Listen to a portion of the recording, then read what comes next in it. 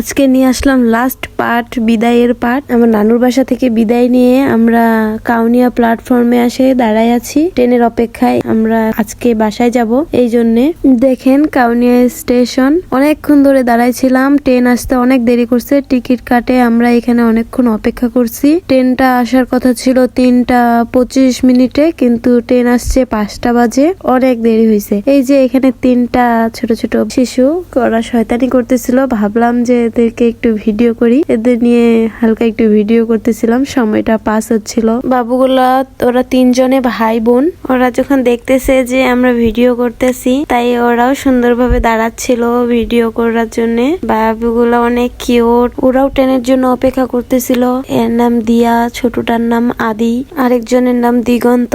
নামগুলাও cute, বেবিগুলাও cute. দেখো বেবিটা কিভাবে দেখতেছে ক্যামেরার দিকে। এরা ক্যামেরা দেখে অনেক দুষ্টুমি করতেছিল। এদিকে ট্রেন চলে আসছে, তারপরে আমি আর আমার শখের মর্মলে ট্রেনের মধ্যে চা খেলাম। খাওয়ার পরে দেখতেছি যে একটা ছোট বেবি জানলা দিয়ে হাত বের করেছিল। মাশাআল্লাহ, এই বাবুটা অনেক কিউট। বাবুটার হাত ধরে ভিডিও করলাম। বাবুটাকে আমি চিনি না।